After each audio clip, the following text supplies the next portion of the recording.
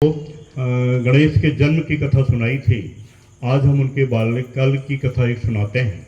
जिस तरह से कृष्ण भगवान बहुत चंचल थे बचपन में, और इसीलिए बच्चे उनको बहुत प्रिय हैं और बच्चों को वो भी बहुत प्रिय है। तो ऐसे गणेश जी को भी, गणेश जी की आराधना करने से एक तो लड्डू मिलता है, इसलिए बच्चे खुश रहते हैं, और गणेश जी की चंचलता उनको बहुत भाती है। तो गणेश जी जब हिमालय में थे, जहाँ शिव जी का निवास है, तो वहाँ रहते हुए पूरे हाथ चक्कर लगाया करते थे। जो शिव जी के गण हैं, उन गणों के साथ खूब खेल कूद करते रहते थे और पूरे एक छोर से दूसरे छोर तक धमाल मचाया करते थे। एक दिन उन्होंने देखा कि एक बिल्ली उनको घूर रही है। बिल्ली, तो बिल्ली, आप लोगों ने भी कई बार पूंछ पकड़ी होगी बिल्ली की। ऐसे ही सहजता के साथ में बिल्ली की पूंछ पकड़ ली और बिल्ली की पूंछ पकड़ के बिल्ली को घुमाने लग गए।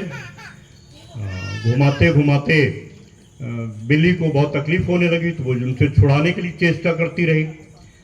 इसी चेष्टा में वो उनके हाथ से बिल्ली छूट गई और दूर जाके गिर पड़ी, और गिरी तो बिल्ली के बहुत चोट आई।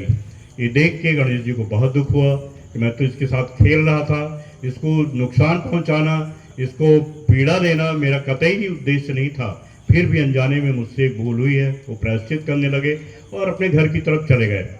और जब घर में गए तो खूब भूख लगी थी। तमाम घूमते घामते रहे, खेलते कूदते रहे। दूर से बोले, जैसे आप लोग जाके घर में करते हैं कि हमको बहुत भूख लगी है, कुछ खाने को दो।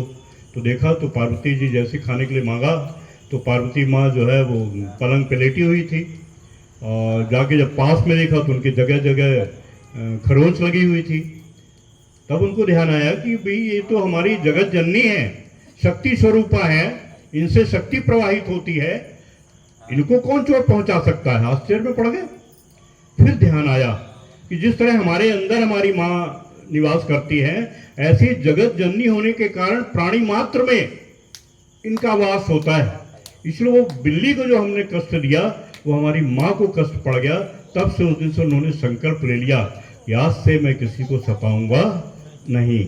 आप लोग भी आज से संकल्प लेके जाएं कि जब हम किसी को भी सताते हैं, चाहे वो चूहा हो, बिल्ली हो, कुत्ता हो, जो भी जीवधारी हो, यदि हम उसको प्रताड़ित करते हैं, सताते हैं, तो वो प्रताड़ना हमारे ईश्वर को मिलती है और हमारी जगत जननी माँ जगदम्बा को भी वो प्रताड़ना मिलती है। इसलिए आज से संकल्प लेना है कि किसी को प्रताड़ित नहीं करेंगे।